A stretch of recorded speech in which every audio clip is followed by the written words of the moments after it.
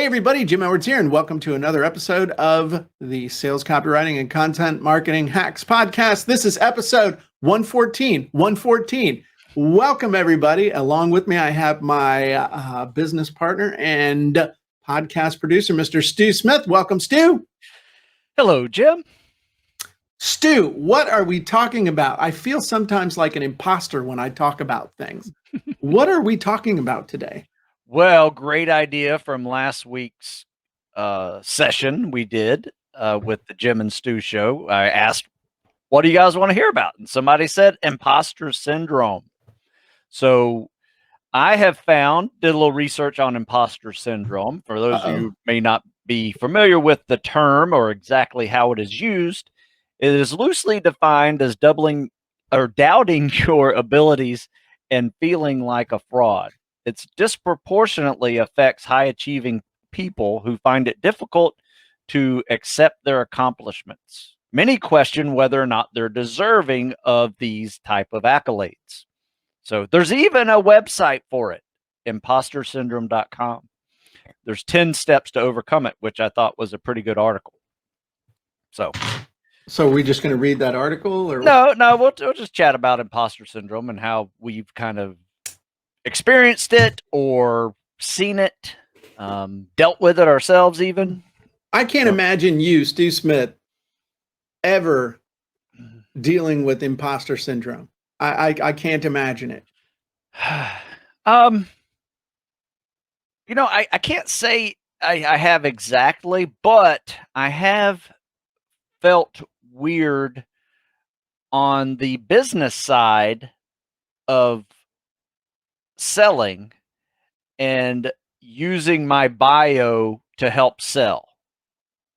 Does that make sense? Like it doesn't feel right. And, so one reason I like the Wizards so much is that, the Wizards help me with these feelings, whether it's, modesty or whatever that I have in sales copywriting, kind of get over some of those things. It's not necessarily that I,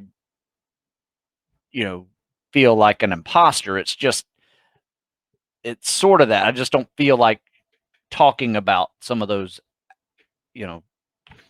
previous life experiences. Tooting your own horn. Yeah. Yeah. I think that to me, imposter syndrome, and I have dealt with it in the past. I think there are gradations of imposter syndrome, and I think it's directly linked to self-esteem and also training and upbringing of not tooting your own horn. But I think it manifests itself in a bunch of different ways. One is lack of confidence because you're not sure, hey, who am I to talk about this? It manifests itself in not charging enough. With feeling bad about charging what your stuff is worth. And the problem with that is if you don't charge what your stuff is worth, then you start to resent people for not appreciating you, but you were the one that put the price on the damn thing in the first place, which makes it worse. Also, I think imposter syndrome can manifest itself to some degree in self-sabotage. Because if you don't feel like you deserve something or you don't feel like you should be doing something, then you will subconsciously or even consciously do things that will take you out of that situation where you feel uncomfortable with people looking at you. And so I'm not a psychologist. I don't play one on TV. I don't play one on the internet. Me being a therapist, you'd be in some deep shit if I was your therapist. I can just tell you that. It'd be quick. I'd be doing them 1-minute therapies. Stop it. I feel this was don't.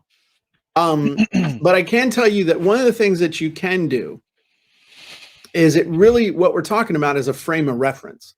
When you have imposter syndrome, you are, in my opinion, operating from a frame of reference that is disempowering, that you're looking at all the things that you don't think you are, or that you think you're being an imposter, literally.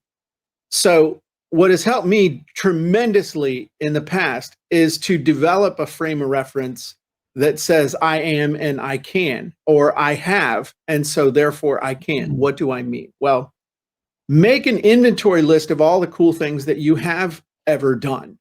and the accomplishments that you have gotten, either for yourself or for other people, the education that you have gotten, either formally or informally, but through self-study, looking at the things that you have done to say, you know what, maybe I haven't done that exact thing, but look at all these things I have done in the past. So obviously I can do this. I wouldn't even be attempting it. Now, there's a difference between imposter syndrome and being an outright fraud. I'm not, no matter how much I think that I'm smart and a nice person, I'm not going to be a brain surgeon. If I come towards you with a Sawzall saying I'm going to take care of your brain thing, you need to run. I don't care if you're in good shape or not, run. You'd rather die of a heart attack than have me chopping into your cranium.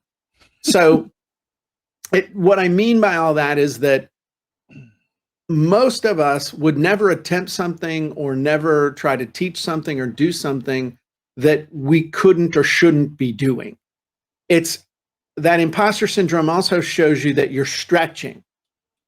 And again, stretching, I mean, I look at who's here. I look at Carl and Randall and Holly and Wojtek and April and other people. Nobody who's here watching this is going to be fraudulent.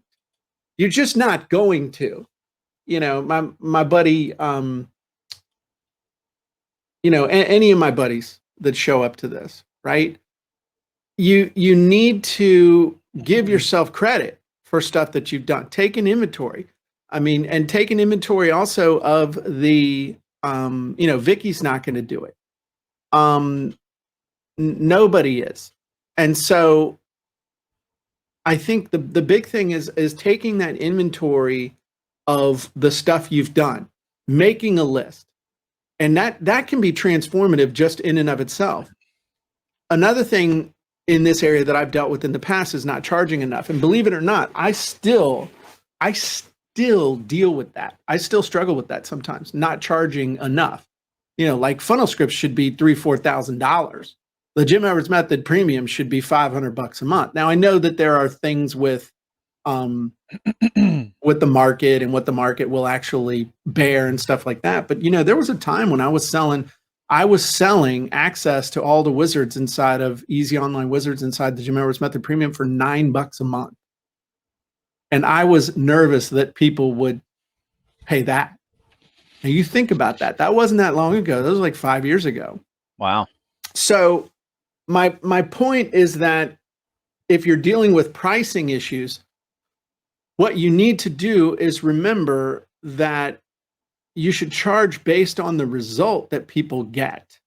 So they're not paying you. So if you've got low self-esteem, they're not paying you. They're not buying you. They're buying the result. So take the emphasis off of you and put the emphasis and focus on the result that somebody's going to get from your product, your service, your software, whatever. And if you know that somebody would get results with it, or people have gotten results with it,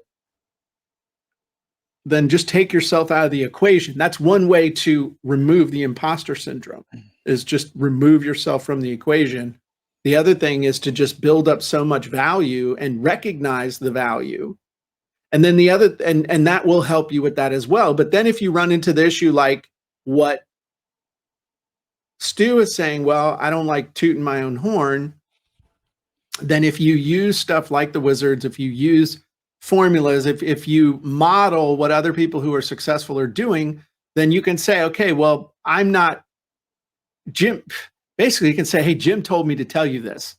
I mean, I'm serious. I mean, if you want to look at it that way, you literally can say, you know, Jim told me to tell you this. I'm not 100% comfortable with this, but you know, Jim said that this was okay. And if you want to take it off of you and put it on me, that's fine. I got broad shoulders. It's fine. However you got to do it, play games with yourself to get it to get it figured out. Clifford, a couple good comments in here. I just want to is good. Bob says humility is great, but you got to know your value. You're absolutely right. You have to, and that will help you to stand up against dumb people, because what'll happen as you grow, you're going to take hits. I mean, you guys should see some of the emails that I get. I know you probably get a couple here and there, Stu, but people know that you can kill them with like a with a coat hanger or something from 50 yards. But I mean, you should see some of the stuff that people send, and you got to know your value to have your little armor there. So it's like, man, I feel sorry for them, not to take it personally. That's really important. Clifford says, every night I write down a list of 10 wins from each day. That helped me, that pulled me away from the look at what I don't get done syndrome. That's great. That's great. I need to do that. I like that. 10 wins will make you stretch too, man. Yeah. Holy crap. I'm like, man, I go like 1 or 2 wins a day. Wojtek says, many people from Polish culture experience the problem of charging enough, as it was wrong to ask for money in common social rules. Thanks, Lenin, for that. That's great. I got this new shirt that has Smokey the Bear on it, and it says, only you can prevent socialism. I'm going to wear that for Wojtek next week. Carlin says, I like your focus on the avatar lately. The more you focus on the avatar, the less you focus on yourself and imposter syndrome. That's awesome, Carlin. I'm taking that. I like that. I like that a lot, actually. Holly says, people are buying results. Remove ourselves from the equation, provide value and increase value, use formula. Jim says, I must. There you go. I like that. Curtis says, same for Stu. I don't like tooting my own horn either, but I'm an expert in my field. Now I'm launching Invention Garage. It's an awkward transition. Well, you got to make it. It's kind of like transition from downward dog to another position. You just got to work your way through it. So, Stu, I've been talking a lot. Let me ask you a question. I want to ask you a question. And maybe it's an observation or what. Sure. But talk to me about the transition that you see these young people go through. I know you've probably seen it. Some skinny little 9th or 10th grader shows up to work out with you. And then 3-4 years later, they have become an elite warrior Navy SEAL. Just talk to us about that transition mentally and physically that you see. Well, that what I was going to get into something like that. But one thing that I have to do every now and then is I have to go to my testimonials folder and read them and say, I helped this guy, I helped this person, I helped her, and everything from losing 100 pounds to becoming special ops guy or whatever, anything in between is very rewarding. And it helps me understand that I'm not an imposter. I am helping these people out with what I offer. And so I have found that watching the transition, helping people through that transition of growing in a certain direction has been something that nobody can take away from me, regardless of their platform, that they have in the industry, or just some critic over here barking nonsense. So, in fact, my wife does something for me every time. She says, every time you get a nice email, send it to me. And she prints it out and makes this huge folder of it. And then now she every now and then when I come in there, like thinking, I'm not sure if I can do this. I'm not sure. I got to figure out how to do this. She goes, just read this and get in the right mindset. And it works. Wow. You got an amazing wife. Yeah. My wife just tells me to cut the bullshit. So you said something though, and I think it's important because, and I don't know if this is Western culture or just culture just in general, but a lot of times we tend to discount the attaboys or attagirls, and we tend to place a lot of emphasis on any input that tells us we're less than what we are. Like we'll give 10 times as much towards somebody who says something nasty as we will. It's like we'll blow off. It's like we almost can't accept the goodness that comes from an attaboy or an attagirl. or you know, I had a guy I knew I used to work for actually who was a Navy diver, and he said, you know, it takes 100 attaboys to overcome one oh shit. And I always thought that was kind of interesting, but we don't we should pay more attention to the attaboys and attagirls that we get. And I think we don't.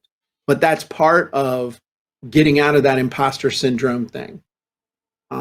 Because I do that, you know, so I'm almost embarrassed sometimes when you know, again, you should see some of the nasty emails we get. You should see some of the nice emails we get. You know, you changed my life. This made a huge difference. I took what you taught me and made $1 million. And you're like, crap, where's my percent? I mean, but that's, you know, you're changing lives. And you got to see it that way, and you got to accept it. You got to internalize it. And I think for some of us, it's easier to internalize the negative that comes from the external than it is to internalize the good stuff. You know, and you can still be humble and toot your own horn. And you just got to have balance. And I have had some people tell me lately, you know, like the electrician and stuff, that really good guy.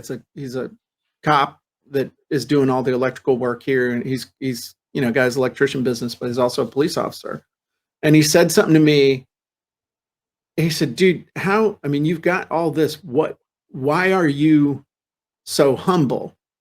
And I said, well, I learned a long time ago, don't believe your own press releases. So, you know, who you are, you can toot your own horn and still be a humble, nice person. And I think as you get older, it's easier to manage and balance that stuff too. I mean, life has a way of taking the edges off of you too. So it's interesting. That is true. You know, another one too, especially, you know, I think we did something recently, haters gonna hate. Yep. You know, and I saw a really neat meme that would have gone great with that segment that we did. Okay. But it was nothing fancy, but this can help you not lose confidence in yourself, because that's really what this is. You know, you tend to lose confidence in yourself and you think you're an imposter, and you know, it's more of a got to stay on the positive side. But I saw a really neat one, and it said, you know, why would you take criticism from people that you wouldn't take advice from? Did that have Kermit on it? You know, I can't remember who it was on it. Might have been, I can't remember who it was. But anyway, it was a great little thing. I was like, you know what? That's really good. Yeah.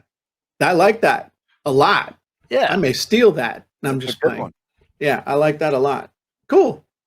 Well, anything else we need to talk about on this topic? Was this helpful? And quick question for everybody who's here with us live. Do you ever deal with feeling, you know, some level of imposter syndrome, and what do you do to help overcome it or to get past it? You know, I don't think it's an instant thing either. It's a process.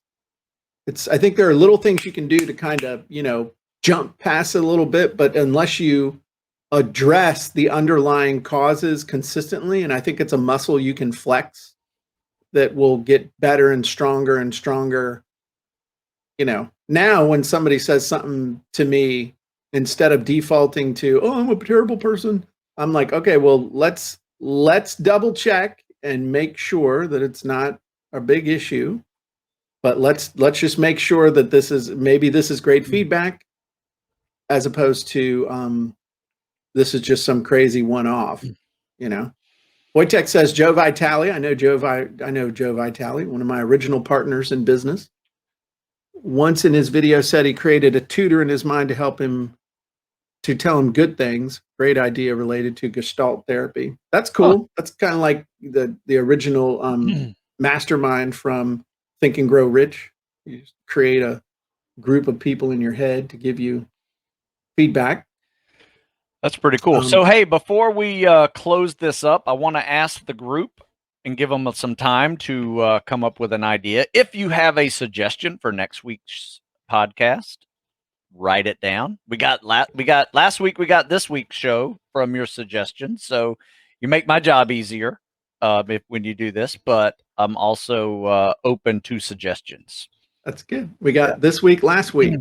Hey, how about this one? Let's end this one with maybe one of the favorite quotes you heard this week. I'm going to share mine because I already shared it with you earlier. And it was about specializing, right? And it starts off with, you learn more and more about less and less until you know everything about nothing. Nice. That's how, I like that. That's how to, when you're not growing, you're not evolving with technology and all these things. That is what happens. I like it. Yeah, I don't have a favorite quote off the top of my head right now, but we do have a really cool quote wizard inside of the Jim Edwards Method Premium that helps you leverage a quote into a freaking article, and it's really cool. Countless times. We're getting some really good feedback and stuff in here. Holly says, yes, I've experienced that a lot and have done years of everything for nothing. Now changing that by realizing that I have to put in the work and have plenty to help others with. So making them more the focus than my own shyness. That's good. April says, I'm still learning, but I find that writing down my accomplishments is helpful. Rosinda said, imposter syndrome is still a major issue for me. I haven't figured it out yet. That's okay. Just do what we've been talking about, and it may well help. Oh, that's a cool one. Yeah, Clifford's said, for me, the fastest way to get around imposter syndrome has been my podcast. I interview all kinds of smart people. That's really good, man. I like that. Carl says, I'm in a new industry, parenting. I can feel like such an imposter. I tell myself to just show up. It's a good first step. Hey, man, if you're in parenting and you're a parent, dude, you're qualified. That's all I got to say. Should we share with them some of the Jim Edwards method of parenting? we had this discussion in an earlier podcast that had us rolling. You remember that one? You were all fired up. I do. Yeah, I know. Good. Yeah. That's a good teaser to go back and review that one. Yeah. Bob says, yes to imposter syndrome. To get past it, I help others. I like that. Just by helping others, you can, prove to yourself and others you know how to get results. 100%. Carlin says, that's mine too. I start telling previous experiences. And Carlin says, how about how to answer questions prolifically? What wizard is best? That's an interesting thing. I mean, that, for next week, we could maybe cook with that. Voidtech says, is the quote wizard available in Funnel Scripts too? No. So I keep a pretty good division between Funnel Scripts and the Jim Edwards Method Premium. Funnel Scripts is about sales copy, sales related stuff. The Jim Edwards Method Premium has some sales stuff in it, but is really evolved into mainly content creation and content marketing. That's how I keep a real clean division between them. Good morning, C. Ray. So there you go. All right. Bob says failures and how you overcame them. How to overcome failure. That's an interesting show idea too. Man, we're getting a couple of we're going to be set for the summer. We keep asking this. We don't even have to think. Failures and how you overcame them. I like that. Yeah, one of my guys on my Facebook group had this huge article post about his own failure and how he got over it. It was really good. It was a picture that he found from his teenage years and how it just crushed him, and he went on this little, several paragraph spree on way he failed and how he bounced back from it. It was really good. Really good. So yeah, there's a lot out there we can do on failing, and then, if you can take that failure and find the. Are we doing the episode now? No, I gotta end it. I gotta end it with this. This is really good. All right. You look back at times when you failed, right? And then you got so motivated and so refocused on fixing that failure that it is probably one of the most powerful times in your life that nothing could have distracted you from fixing that failure. Yep. And then you look back at it and you say, wow, I need to harness that energy because that was some good stuff. Even though I was in the middle of building myself back up from failure, that journey to turning it upside down, has been everything for me. So every yeah, failure in my life that I can look back on sowed the seed of my greatest triumph. Always. Perfect way. Hey, that's my quote. That's I love my it. quote. That's Stu. a good one. That's a good one. Did you just make that up? I did. I probably stole it psychologically say from it someone. again. I don't remember what the hell I said. Anyway, but it's absolutely true. It's absolutely true. From my greatest failures, every one of my greatest failures, sowed the seed of my greatest triumphs. Damn, that's good. It's true. I mean, you look at it. You look at. I will share one with you. I mean, now we're doing the damn episode, but we'll give it. This is a teaser. This is like the commercial at the end of the show. I failed for next week. So 16 years of school. All right. Final exam at William and Mary. I'm a senior history major, Civil War history. I had been drinking most of the semester, but I figured I had this knocked. I'd been studying Civil War history since I was in 6th grade. I failed my exam, found out 3 days before the day before graduation, that I was not graduating the next day. Ouch. My mom and dad and my grandma and my sister were in town to watch me graduate, and I had to tell them I was not graduating. I had 119 out of 120 credits, and I was going to have to go to summer school. And my plan was to go home, and I was either going to work for the DEA or I was going to be a Fairfax County cop for a year, and then I was going to go to work for the DEA or the Marshal Service, which that was my plan.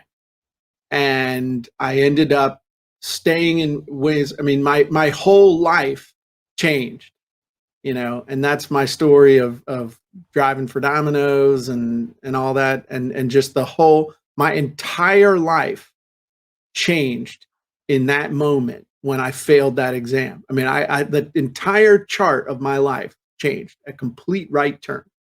But if I had passed that exam, we never would have been here today. Never. Would not have happened. Wow. So, that failure, I mean, I used to look on that with shame, but I was like, nah, that was God saying, dude, we need to yank this wheel 180 degrees and wake you up. Yep. And so that's what happened. So, yeah, God will whisper to you, and then eventually he'll start yelling at you. If you're not listening. Yeah, it's like, hey. Yeah. Hey. Don't smack you. Don't smite me, Lord. Yeah. Anyway, cool. Well, we're good. I hope y'all enjoyed this, and we'll look forward to seeing you next week. And so everybody have a great day, and until next week. Mr. Pickles wanted to say goodbye, but he was just stuck in the jar. So everybody have a great day. We'll talk to you soon. Bye. See you, Mr. Pickles.